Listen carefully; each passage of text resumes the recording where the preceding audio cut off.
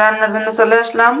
গরু মাংস, বিরিয়ানি রান্না করব, শালগম রান্না করব, একটু মশলা।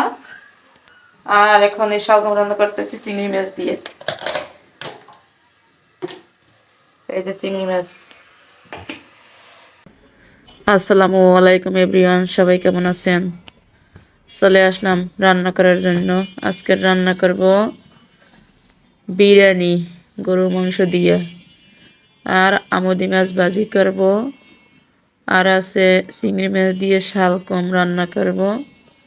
দুপুরে রান্না করতে পারি নাই, গ্যাস থাকে না আমাদের এ জায়গায়, রান্না লাগে সেই সকালবেলা উঠে, কিন্তু আমি তো উঠি না, আমি তো দুপুরে রান্না করি।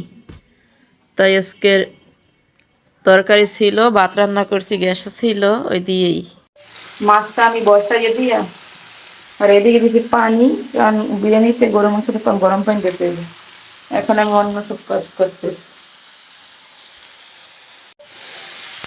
তুমি প্রথমবার কাউকে ক্ষমা করে মহাতে হয়ে যাও, কিন্তু দ্বিতীয়বার কাউকে বিশ্বাস করে বোকা হয়ে যেও না। আমি কিন্তু একবার হয়েছি।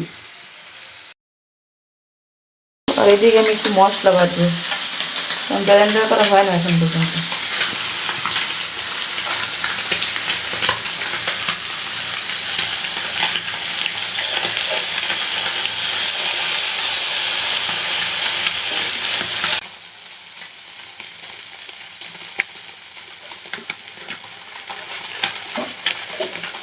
শীতের সময় মাছটা খাইতে অনেক মজা।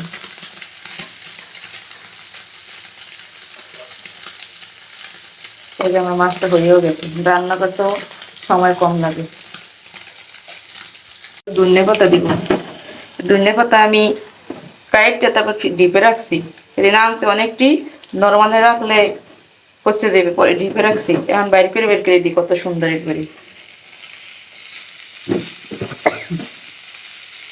হয়ে গেল। অল্প একটু সময়ের মধ্যে মাছ বাজি করে হয়ে গেছে। এই হলো আমার ছেলের ডিম বাজি, রান্নাই খাইবে, উঠতে হয়েছে ঘুমে উঠতেই।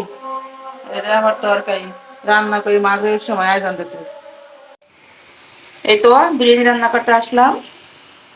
এর মধ্যে দিছি, আপনি ধরেন না, টক দইটা, টক দই দিলাম। এখন আমি দিব বিরিয়ানির মশলা। আমার মাংস আধা কেজি, চাউলও আধা কেজি, আমি সবটা দিব না।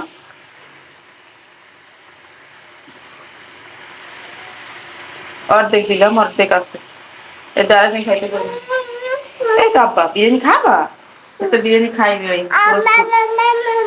মামা মামা মামা। সে বিরিয়ানি খাইবে। এদিকে তরকারি রান্না হইতেছে, এদিকে বিরিয়ানি রান্না করতেছি আমরা। অনেকদিন হয় বিরিয়ানি রান্না করি নাই, আজকে আবার করলাম।